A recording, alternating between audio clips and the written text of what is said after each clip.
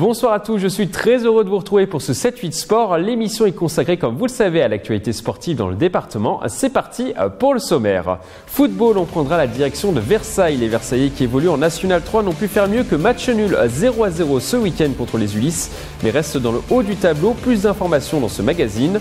Rugby, Jean Fontaine et Yann Paredes, deux Yvinois, ont créé une association baptisée Anata Niani. Leur objectif, donner les valeurs du sport à des enfants en Bolivie. Ils nous expliqueront plus précisément le concept et leurs objectifs sur ce plateau dans quelques instants. Course à pied, le départ des 80 km de l'Éco-Trail de Paris sera organisé une nouvelle fois depuis les Yvelines en mars prochain. Le tracé officiel a été présenté la semaine dernière depuis le premier étage de la Tour Eiffel. Reportage à suivre. L'actualité sportive de la semaine, c'est maintenant sur TV 78.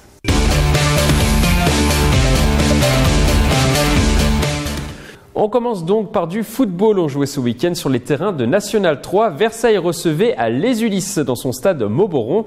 Mais les Versaillais n'ont pas réussi à trouver la faille malgré une nette domination. Le résumé du match, un montage de Jules Greneville.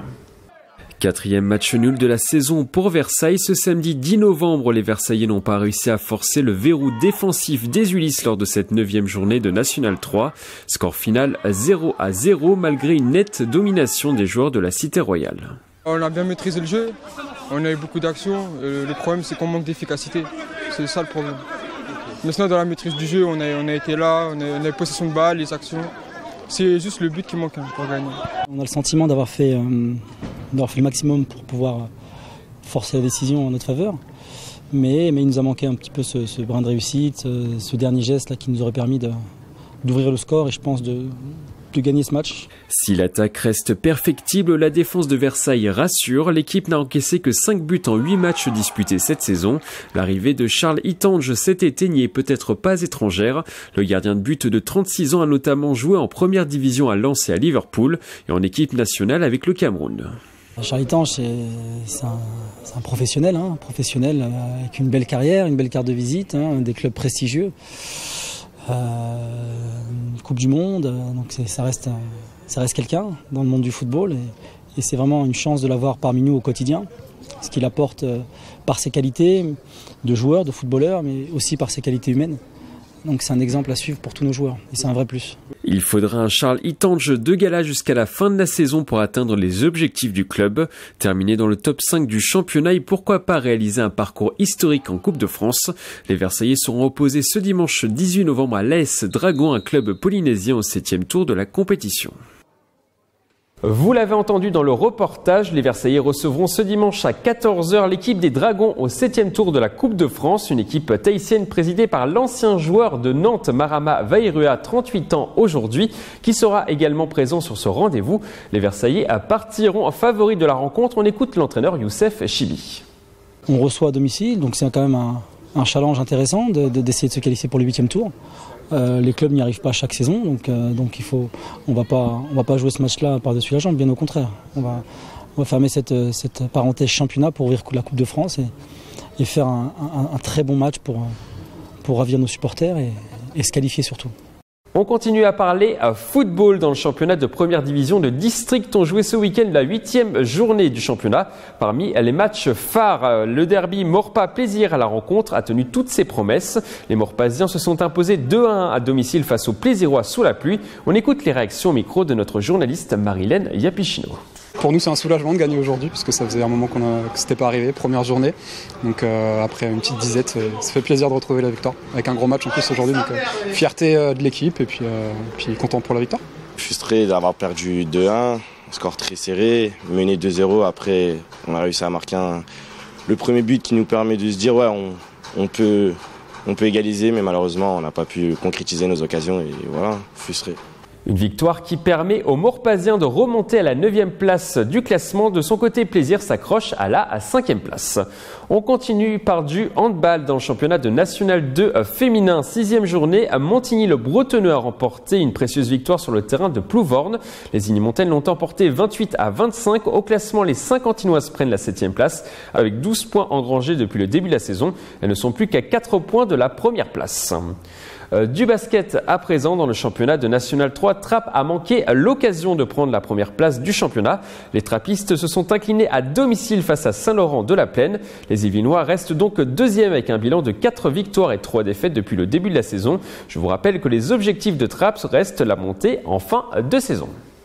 On ouvre maintenant une page rugby. Nous recevons sur ce plateau le Sky Rugby pour nous parler de sa défaite du week-end à domicile dans le derby yvelinois contre l'Entente Maison Lafitte Saint-Germain-en-Laye-Poissy. Le score 17-13. Autour de cette table, le président du Sky Rugby Guillaume Payen ainsi que le troisième ligne Maxime Coudray. Bonsoir. Bonsoir. Alors est-ce que vous pouvez nous parler de cette défaite, Maxime ? Oui, une défaite frustrante parce que c'était le premier de poule. On perd de 4 points seulement. Moi je trouve qu'on a livré quand même une belle prestation, un gros match. Après voilà, frustré encore une fois, ça fait déjà 2 matchs que ça bascule pas pour nous, à la maison en plus. Voilà. Qu'est-ce qui n'a pas fonctionné sur cette partie, Guillaume ? Beaucoup de choses ont fonctionné déjà, donc c'était un gros challenge toujours parce que Maison Lafitte Saint-Germain-Poissy c'est le gros de la poule clairement, donc c'est le premier de la poule. Il y a un petit enjeu yvelinois ensuite, sans en faire des caisses, mais il y a toujours un petit enjeu. Et donc après, qu'est-ce qui n'a pas fonctionné ? Peut-être que la dernière action, il fallait être plus patient encore et essayer d'aller gagner jusqu'à la dernière action parce qu'on a été sur leur ligne d'en but pendant 3-4 dernières minutes et on n'a pas réussi à marquer. Et puis, quelques petits points au pied manqués. Il n'y a pas tout acheté, loin de là. C'est-à-dire qu'il faut continuer à bosser et que ça va le faire, ça va payer, comme on a dit aux joueurs, comme les joueurs sont persuadés aussi. On a 2 fois que ça bascule pas de notre côté, 2 fois à la maison. Et on y retourne encore à l'entraînement, on y retourne encore dimanche à Bagneux et ça va basculer à bout d'un moment. C'est l'efficacité selon vous qui fait défaut au Sky Rugby ? Sur la partie d'hier, ouais, peut-être, parce qu'on a quand même eu des occasions au-delà des coups de pied manqués. C'est-à-dire qu'en deuxième mi-temps, face au vent, on a marqué un essai et on a été 3 autres fois en position de marquer sans marquer. Et c'est là où ça manque parce que Maison Lafitte a peut-être moins manqué d'occasions que nous.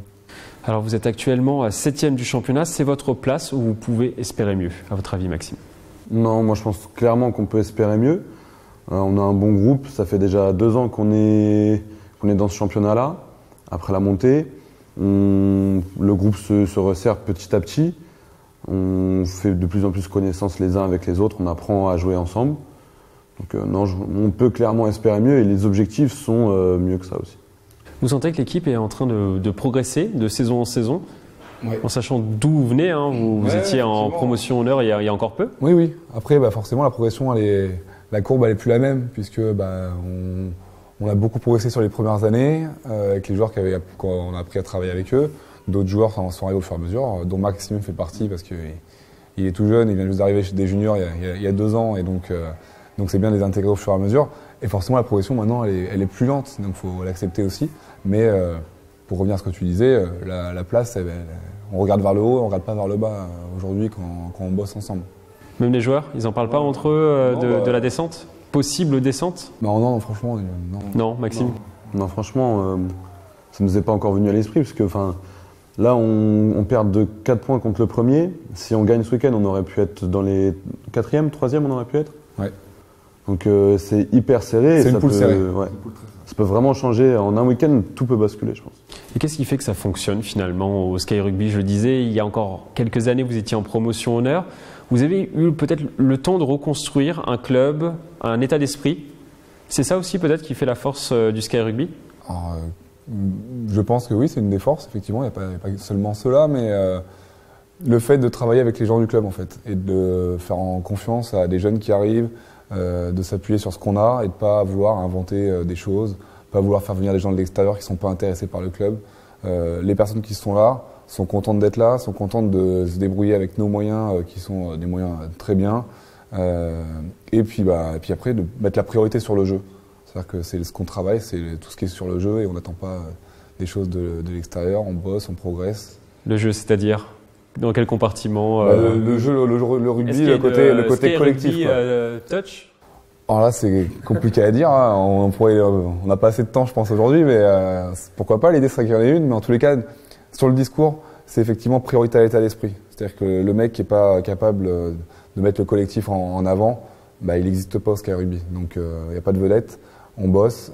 Et puis pour nous, c'est les valeurs qu'on véhicule depuis quelques années, que le club véhicule, j'espère, auprès des jeunes notamment. Et on est persuadé que c'est ça qui fait que ça marche et qui fait que ça dure surtout. Il y a une stabilité aussi au sein du club, on le sent au niveau du staff, au niveau des joueurs également. Est-ce que ça joue aussi ? Bah oui, c'est sûr, parce que si un club qui n'est pas stable, après nous, en tant que joueurs, on s'y perd, parce qu'on perd des repères, choses comme ça. S'il y a trop de turnover, choses comme ça, pareil, on perd par exemple un coéquipier. C'est jamais facile, un club qui n'est pas stable, je pense qu'on ne peut pas bien progresser dans un club qui n'est pas stable. À la fin de la saison, vous aimeriez terminer à quelle place ? Est-ce que vous êtes fixé un objectif ? Ouais, on s'est fixé un objectif. Je crois que j'en avais parlé vite fait au début de saison, mais surtout ce qui est intéressant, c'est que ce sont les joueurs qui se sont fixés l'objectif et qui nous l'ont fixé aussi. Donc en gros, on leur a dit fixez-nous l'objectif et puis on va bosser en fonction de ce que vous nous demandez, quoi. Parce que si l'objectif c'est d'être dernier de poule, on va pas faire les mêmes entraînements que si on veut monter, par exemple. Et nous, l'objectif, il est simple, il est comme depuis le début qu'on est arrivé au club, que je suis arrivé au club il y a quelques années maintenant, c'est de faire mieux. C'est-à-dire qu'on n'accepte pas de faire moins bien. Donc, faut gratter une place au classement. Faire mieux, c'est ça, c'est gratter une place au classement. Et donc, c'est d'être 5e. On a fini 6e. Si on est 5e, ce sera mieux. Si on est 4e, ce sera encore mieux. Mais et après la montée, c'est ça. Dans quelques années. Il faut pas y penser, la montée. Si elle vient, c'est parce qu'on est bon sur le terrain et elle vient toute seule. Alors vous allez jouer votre prochain match ce dimanche 18 novembre contre Bagneux à l'extérieur. C'est une équipe compliquée à jouer ou est-ce que c'est jouable, selon vous, Maxime ? Moi, pour les avoir vus jouer l'année dernière en finale de Île-de-France contre Sarcelles, je pense que ça va être un gros morceau du calibre de MLSGP, je pense. Après, sur leur début de saison, ils sont pas... Il n'est pas fou, je crois. Je sais plus quelle place ils sont, mais il me semble qu'ils sont pas. Je sais pas s'ils sont pas dans le milieu ou bas de classement, je sais plus. Ils sont juste devant vous. Ouais, voilà, c'est ça. Moi, par rapport à ce que j'ai vu l'année dernière, je pense que c'est un gros morceau. Dans tous les cas, tous les dimanches, ça va être un gros morceau parce que c'est une poule qui est vraiment hyper serrée, comme on le disait. Mais je pense qu'il y a la place. Il y a toujours la place avec un bon état d'esprit et puis. Dernière question, un pronostic. Est-ce que vous pouvez vous mouiller sur cette partie ? Contre Bagneux ? Contre Bagneux. On va gagner. Une victoire ? C'est ce qu'on va se déplacer pour ça en tous les cas, mais nous, tu nous connais un peu maintenant, on fonctionne que comme ça, c'est-à-dire qu'on s'occupe pas trop de l'adversaire, on s'occupe de bosser, d'être au maximum de ce qu'on peut faire nous, sur les entraînements, sur les matchs, et puis au final, ça doit sourire, ça sourit, ça sourit pas, c'est dommage, on est un peu frustré dimanche soir et le lundi matin, mais on est persuadé que ça va le faire à un moment donné, donc là ça fait 2 fois que ça le fait pas, au bout d'un moment, jamais 203, ça n'existe pas, c'est faux. Merci à tous les deux d'être passés sur ce plateau. On vous souhaite le meilleur pour la suite de la saison et surtout, plein de victoires. Merci, Mickaël. Merci. 2 résultats rugby. Tout d'abord dans le championnat de division honneur, Versailles est toujours invaincu. Les joueurs de la Cité Royale se sont imposés 23-3 sur le terrain de Clermont Rugby Club et réalisent donc un début de saison parfait avec 5 victoires en 5 matchs. Au classement, les Versaillais comptent maintenant 24 points et s'envolent au classement. Ils comptent 5 points donc d'avance sur Montesson. Prochain match dimanche prochain sur le terrain de Lagny. En Fédéral 2, l'équivalent de la 4e division nationale, Plaisir a réalisé le gros coup du week-end. Les Plaisirois ont battu ce dimanche à l'extérieur Chartres, 6e du classement. Score final 19-17, une performance qui permet aux Yvelinois de remonter à la 10e place du classement avec 13 points et de s'éloigner un peu de la zone de relégation. Prochain match dimanche prochain à domicile contre l'équipe du Reu. Nous allons maintenant parler de l'association Anatagnani qui prône les valeurs du rugby. Jean Fontaine, vous êtes le président et Yann Paredes, vous êtes le responsable langue étrangère de l'association. Alors déjà, pour commencer, pourquoi avoir choisi de vous lancer dans cette aventure ? Bonjour, bonsoir. Et qu'est-ce que c'est ? Quel est le concept ? Alors le concept c'est que Anatagnani, déjà c'est un mot aymara, donc ça veut dire jouons ensemble. L'aymara d'ailleurs c'est une langue et un peuple de Bolivie, donc moi je suis bolivien. Je viens de Bolivie, je suis né en fait à Oruro, qui est un village à 4000 mètres d'altitude. Et en fait j'ai été adopté par des parents français à l'âge de 5 mois. Je suis revenu en fait ici et j'ai vécu toute ma vie en France. À 26 ans, j'ai décidé de retourner en Bolivie pour la première fois. Et de manière un petit peu touristique, pour retrouver aussi un petit peu mes racines petit à petit. C'est ce que j'ai fait et c'était en 2016. Et en 2017, du coup, j'ai décidé d'y aller toute une année pour aller faire un projet éducatif à visée humanitaire qui s'appelle 4000 mètres d'altitude et du rugby à Santiago de Machaca, qui est d'ailleurs un village juste à côté de là où je suis né, mais bon voilà, ça c'est juste une petite, voilà, c'est une petite histoire, voilà. Et donc Anatagnani naît en fait de ce projet-là, puisque j'ai décidé d'aller apporter le rugby là dans un endroit en Bolivie où on ne connaissait pas, et surtout les enfants pouvaient pour la première fois découvrir un nouveau sport que je pratique du coup depuis 23 ans, donc avec la passion de le transmettre, de transmettre ses valeurs, transmettre du partage avec ses gamins, quoi. Et entre-temps, voilà, d'être aussi d'être tout à fait dans mon rôle d'éducateur, puisque je suis éducateur dans la vie et c'est mon métier. Et le concept, c'est quoi du coup? Vous jouez avec les enfants? Et on joue avec les enfants, on s'éclate même avec les enfants à faire du rugby, donc le matin en fait à intervenir dans les écoles, à être très présent en fait au niveau soutien scolaire, mais surtout soutien sportif l'après-midi, puisque le matin ils ont cours et l'après-midi c'est laissé libre. Donc du coup nous on intervient, on va dire sur un temps de 3 heures à 5 heures, voire même 6. Il y a la troisième mi-temps avec les gamins qui est assez sympa. Toujours dans l'esprit rugby, c'est-à-dire qu'on partage des moments avec eux, on vient, on les aide le matin pour l'école et l'après-midi on fait du rugby, pur total rugby. Et du coup, vous, Yann, quel est votre rôle là-dedans? Alors moi, je suis responsable des langues étrangères. Donc Jean, en fait, quand il est revenu de cette aventure en 2017, nous a présenté son projet et en vidéo, voilà, il nous a dit ce qu'il avait fait, etc. Et là, il nous a dit bon, alors je vous propose de faire partie de l'aventure si vous le souhaitez. Alors du coup, voilà, c'est une occasion, je pense, à pas rater. Donc j'ai dit oui tout de suite, et vu que moi je parle espagnol couramment, voilà, il m'a proposé d'être responsable des langues étrangères. Donc en gros voilà, ça consiste à pouvoir traduire sur les sites internet pour pouvoir avoir accès aussi aux personnes en Bolivie et qui puissent voir ce qu'on fait. Ça consiste aussi à réaliser des projets tels qu'un projet qui est en cours, qui a été donc pensé par Romain Duquesne, qui est un membre de l'association, et qui consiste à établir une correspondance avec les enfants de Santiago de Machaca. Donc l'idée c'est de parrainer un enfant là-bas et correspondre avec lui. Donc voilà, ça c'est par exemple, ça c'est des petits exemples de lettres qui ont pu être écrites par les enfants. Relevez-les bien, comme ça on les voit bien à l'image. Voilà. Et ils aiment beaucoup aussi les petits dessins et même boliviens avec le petit drapeau, etc. français, franco-bolivien.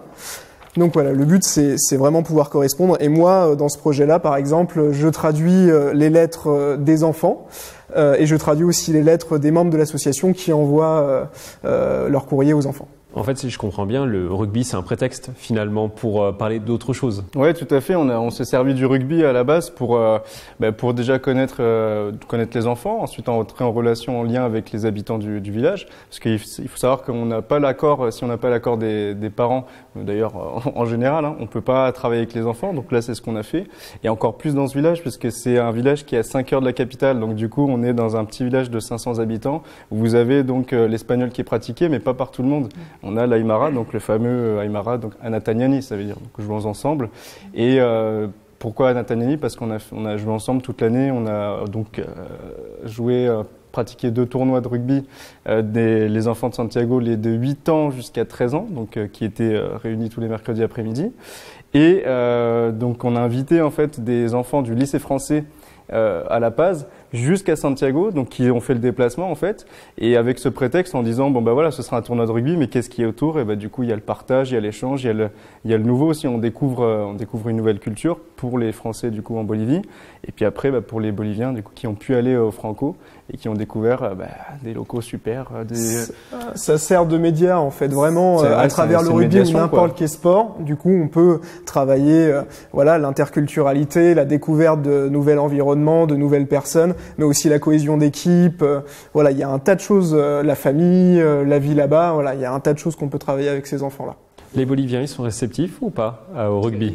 Très. En fait, ça fait 10 ans que c'est. C'est pas forcément un sport roi, il faut le dire. Non, pas du tout. Non, c'est le foot. C'est pour ça que quand moi j'ai amené en fait le rugby là-bas, ils étaient tous surpris. Ils m'ont dit c'est quoi ce ballon quoi? Il va sortir quoi? Un poussin de la balle? C'est un œuf? Non, c'est vraiment une balle de rugby. C'est pour jouer. Donc voilà, il la faisait rebondir et puis ça allait pas tout droit, ça allait à droite, à gauche. Donc ça a surpris au début et puis finalement ça a été accepté. en faisant des jeux, bien sûr, qu'on reprenait du football, par exemple, avec la balle de rugby. Et puis petit à petit, moi j'ai vu que ça leur plaisait beaucoup. Donc on est passé d'entraînement à tournoi, à compétition. Et donc maintenant, on est dans ce rugby-là compétition. Et ils sont dans l'attente d'une nouvelle compétition. Ouais, d'ailleurs, ils attendent. Ouais. À chaque retour de membres qui sont envoyés en Bolivie, ils attendent avec impatience de pouvoir continuer à s'entraîner et surtout faire des compétitions. Et le niveau s'élève d'année en année ? Enfin, vous espérez ? Là, pour vous dire, une petite anecdote. Le premier match qu'ils ont fait contre la sélection française, ils ont perdu, je crois, 9-3. Ensuite, le deuxième match, c'était 5 mois après, ils perdent, mais alors là, de 2 petits points, c'était 5-3. Et là, cette année, on y est retourné, ils ont gagné. Donc voilà, en fait, on augmente petit à petit, et c'est pour ça que du coup, il y a le tournoi national que j'aimerais organiser l'année prochaine à La Paz avec cette équipe en qui je crois, donc de Santiago, et même regrouper l'équipe franco-bolivienne avec Santiago pour faire un match, étendre dans toute la Bolivie et toute l'Amérique du Sud. Le prochain rendez-vous pour vous, du coup, c'est au mois d'août de l'année prochaine. C'est au mois d'août de l'année prochaine. Ouais, du coup, on part en fait. Moi, je pars donc peut-être avec Yann d'ailleurs, et avec d'autres collaborateurs de l'association que je salue d'ailleurs, Romain, Anna, Valentina, ma petite amie, avec Adrien, Jérôme, de la famille aussi. Et qui pourront partir peut-être en août 2019, pour qu'on crée ce fameux tournoi. Dernière question, très rapidement, comment on fait pour vous soutenir ? C'est simple. Alors vous avez la page Facebook Humanitaire en Amérique du Sud, Anna Tagnani, ou Anna Tagnani Humanitaire en Amérique du Sud, le site internet www.annatagnani.com, et puis après vous avez le compte Instagram aussi, Anna Tagnani 99. Et vous avez également le blog Santiago rugbyjuan.simplesite.com, ça fait beaucoup. Et juste pour vous dire, pour nous suivre et même venir nous rencontrer, on fait une fête de l'association le 8 décembre. Donc ce sera un samedi soir au Rugby Club de Versailles, que je salue et que je remercie, qui est partenaire du coup comme HEC, comme les rugby, enfin les clubs de rugby. Tous les clubs de rugby du coin. Tous les clubs de rugby du coin, comme Plaisir, avec qui je vais m'entraîner ce soir aussi. Voilà. Le rendez-vous est pris en tout cas. Merci à tous les deux d'être passés sur ce plateau. On vous souhaite bon courage pour la suite et surtout on continuera à suivre avec attention cette association. Merci beaucoup en tout cas. Merci. Nous allons maintenant prendre le large dans cette émission. Une mauvaise nouvelle, le skipper Louis Burton, originaire de Rambouillet, ne verra pas la Guadeloupe. Le sportif a dû abandonner ce mardi 6 novembre sur la route du Rhum. Il a été victime d'une avarie seulement 10 heures après le départ de Saint-Malo. Alors qu'il était 4e chez les IMOCA, la raison, une poulie située dans le puits de Foyle s'est arrachée et a fait un trou de 30 cm dans son bateau. Après avoir tenté de réparer à Roscoff en Bretagne, il a dû se résoudre à abandonner. Louis Burton visait pourtant la victoire avant la course. De son côté, le Versaillais Éric Bellion continue sa route sur la route du Rhum. Après avoir attendu en Bretagne le passage d'une tempête, le skipper a repris sa route vers la Guadeloupe à bord d'un majestueux bateau en bois nommé Comme un seul homme. Il est aujourd'hui au large de la Bretagne avec une vitesse de croisière de 5 nœuds. Son objectif, terminer la course avant tout et prendre son temps, comme il nous l'explique dans cette vidéo enregistrée en fin de semaine. On l'écoute. Sur cette route du Rhum, avec la goélette, on va revisiter la performance. J'ai envie de savoir si je peux être performant et heureux tout en décélérant, en allant beaucoup moins vite que sur le Vendée Globe. Et avec ce bateau, c'est ce qu'on va faire. Je pense que c'est intéressant pour nous, hommes et femmes, et pour notre société, de repenser justement notre rapport à la performance, de peut-être viser plus l'harmonie que la vitesse à tout prix. Avec cette goélette, on va bien sûr respecter cette merveilleuse course qu'est la route du Rhum. On va aller le plus vite possible, on va s'arracher, on va donner tout ce qu'on peut. Et c'est là-dessus en fait qu'on va voir si à la fin on a été heureux et performant. Éric Bellion est à l'heure actuelle 10e chez les bateaux hors catégorie. Retour sur la terre ferme à présent. On passe maintenant à notre page agenda.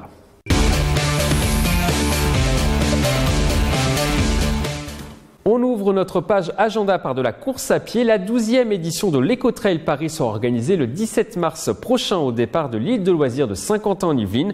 Le tracé a été officiellement présenté ce mardi soir depuis un salon de la Tour Eiffel, un montage de Jules Greneville.